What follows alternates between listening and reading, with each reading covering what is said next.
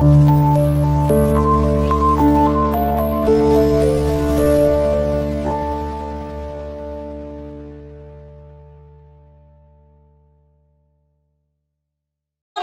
জন্মগত শত্রু, একে অপরের সাথে মিল খায় না।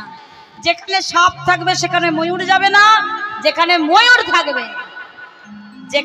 সেখানে সাপ যাবে না। যেখানে সাপ থাকবে ময়ূর যাবে না, যেখানে ময়ূর থাকবে সেখানে সাপ যাবে না। কিন্তু আমি দেখে এলাম যে ময়ূরটাকে সাপ জড়িয়ে ধরে শুয়ে আছে।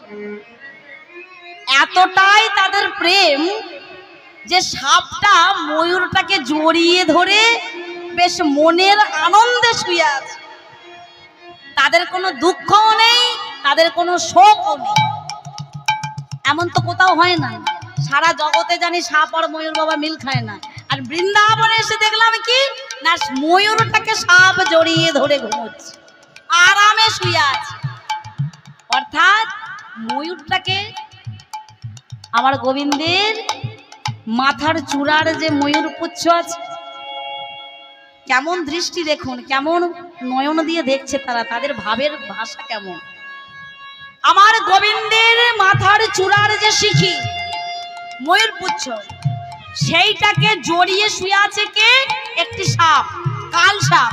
সেই সাপটাকে গো আমার রাধারানীর কালো কুঞ্চিত কেশের বিনুনি।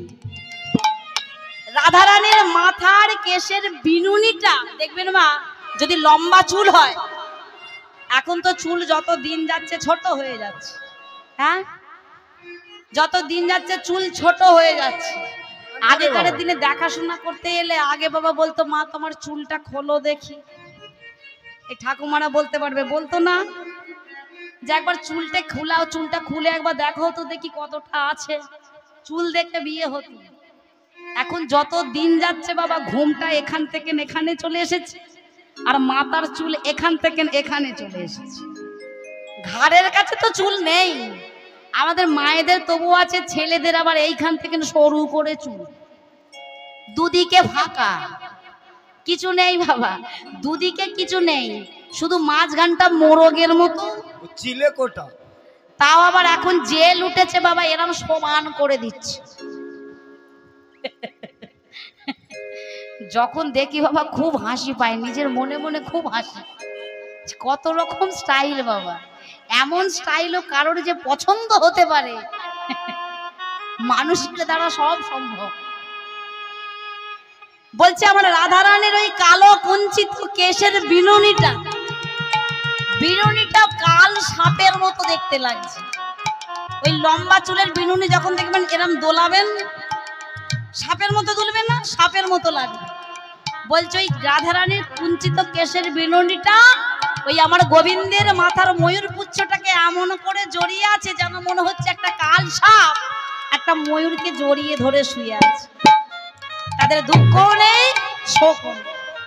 আরো কি দেখলাম জানিস, বৃন্দাবনের এমন লীলা, সুর হেরি কোমদ মুদিত নাহি ভেল, মুদিত নাহি ভেল, জ্ঞান দাসেতে বলে বিষম শ্যামের লেহ, বিষম শ্যামের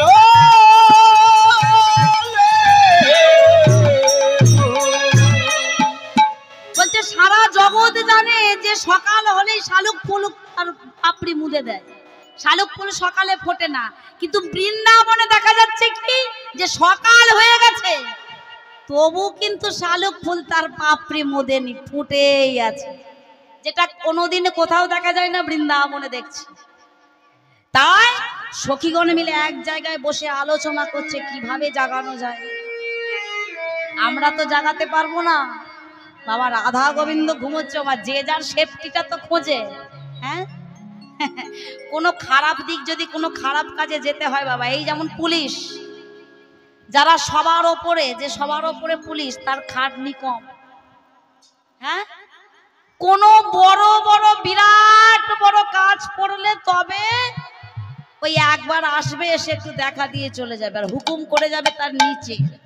হাবিলদারদের কনস্টেবলদের হুকুম করে দিয়ে যাবে, এইখানে যাও, ওইখানে যাও, একে তুলে নিয়ে এসো, তাকে তুলে নিয়ে এসো, করবে না? তাই সবাই যে যার সেফটিটা খোঁজে বাবা। এই যে মন্ত্রী যদি একবার এখানে আসে, তাকে সেফটি দেওয়ার জন্য কত পুলিশ, কত সিকিউরিটি গার্ড।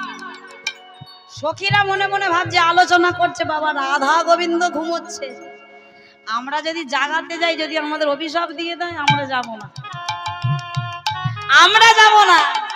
তাহলে পাঠালে কাকে পাঠাতে হবে? বলছে কেন পাঠাতে হবে কাকে জানো না? কানন দেবী, মানে কাননের যে দেবী, সে বিচার করে বলছে, শোনো কাকে পাঠাতে হবে জানো? আমার মনে মনে একটা কথা এসেছে। কি কথা জানো? কানন দেবতী হেরি, কানন দেবতী হেরি, কানন দেবতী হেরি, কানন দেবতী হেরি, নিশি অবসান, কানন দেবতী হেরি, নিশি অবসান। কি বলছে গো? আবারে আদেশিলা দিজ ফুলে করইতে গা,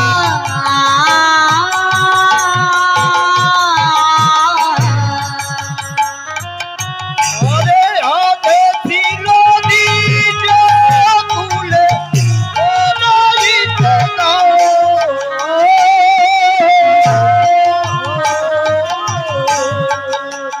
তোমরা গান করো হে, গান করো হে, গান করো হে, তোমরা গান করো হে, ওহে দ্বিজ কুল তোমরা গান করো হে, ওহে দ্বিজ কুল তোমরা গান করো হে।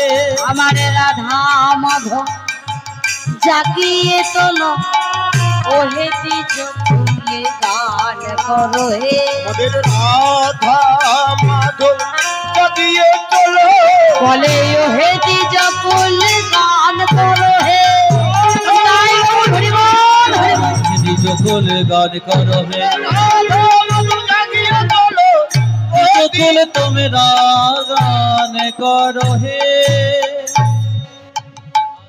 কাননের যে দেবী, কানন দেবী বিচার করে বলল, আমরা যাব না। যাবে কি না? বৃন্দাবনে যে আমাদের রাধা মাধবের দুটো দাস আছে, দাসটা কে গো?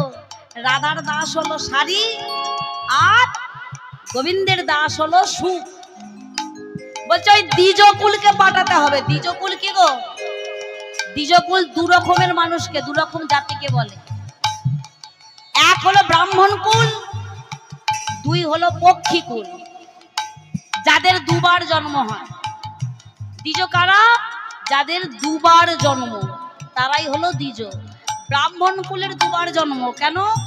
একবার মাতৃগর্ভ থেকে জন্ম, আর একবার যখন তাদের উপনয়ন হয়, অর্থাৎ পৈতে হয়, তখন তাদের নতুন করে বাবা মা করতে হয়, তখন একবার জন্ম হয়।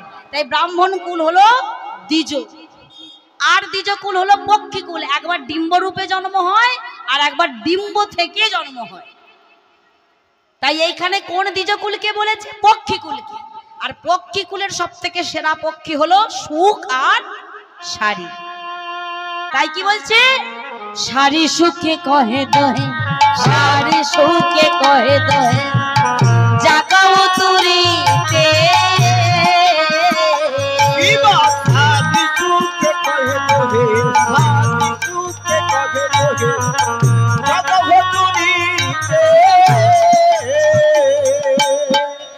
আবার তুরিতে শব্দ নাহি মনে ভিতে, তুরিতে শব্দ করো নাহি মনে ভিতে।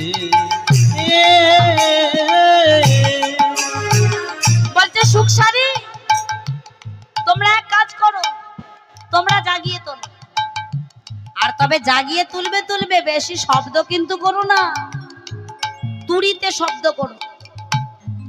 ও মা, কেউ যদি ঘুমোয় আমাদের ঘরে যদি বলে গিয়ে ডেকে দিতে, হ্যাঁ, তাহলে আমরা কি করে ডাকবো গো? কেউ তুড়িতে শব্দ করবে, একটা তুড়িতে কতটা শব্দ হবে? সখীরা বলছে শোনো সুখসারি, তোমরা জাগাবে ঠিকই, কিন্তু বেশি শব্দ করো না, তুড়ি মেরে জাগাবে, তুড়ি মেরে। সুখসারি মনে মনে ভাবছে দেখেছো, নিজেরা সরে গিয়ে দায়িত্বটা আমাদের দিয়ে দিল। ওই যে বললাম সবাই যে যার সেফটি খোঁজে, সুখসারি মনে মনে ভাবছে সখীগণ তো আমাদের দায়িত্ব দিয়েছে, তাহলে আমরা আমাদের নিচে যারা আছে তাদেরকে বলি আমরা যাব। সুখসারি আদেশ করলো কাকে?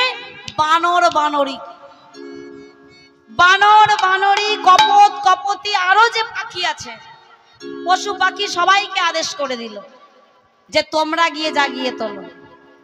আমার বানর বানরীকে বলছে, বানরী আমরা তো পুরুষ, যদি স্বামী স্ত্রী শুয়ে থাকে সেই ঘরে একটা নারী প্রবেশ করতে পারে, কিন্তু একটা পুরুষ প্রবেশ করতে পারে না। বলছে আমরা তো পুরুষ, বানরী তোমরা যাও, কারণ রাধা রানী শুয়ে আছে তো, তাই আমরা পুরুষ জাতি আমরা যেতে পারবো না, তোমরা যাও। বানরীগণে গিয়ে, কেউ পুরী ধাম গেছেন? পুরী বেড়াতে গেছেন? পুরী পুরী কে কে গেছেন? জগন্নাথ মন্দিরের সামনে বানরের ছবি দেখেছেন? কেমন আছে তারা? ছবিগুলো কেমন গো? একজন চোখ চাপা দিয়ে আছে, একজন কানে আঙুল দিয়ে আছে, এরকম ছবি আছে না? জগন্নাথ মন্দিরের সামনে দেখবেন দেয়ালে এই ছবিগুলো আছে, আছে না? এই ছবিগুলো কেন জানেন? এই সময়কার ছবি। বানরীগণ রাধা গোবিন্দের দৃশ্য দেখে সে একজন চোখ চাপা দিয়ে ফিরছে। বানরগণ জিজ্ঞাসা করছে, কি গো বানরী, তোমরা চোখটা চাপা দিয়ে এসেছো কেন? বলে যে চোখ চাপা দিয়েছি আর জীবনেও খুলব না, জীবনেও খুলিব না।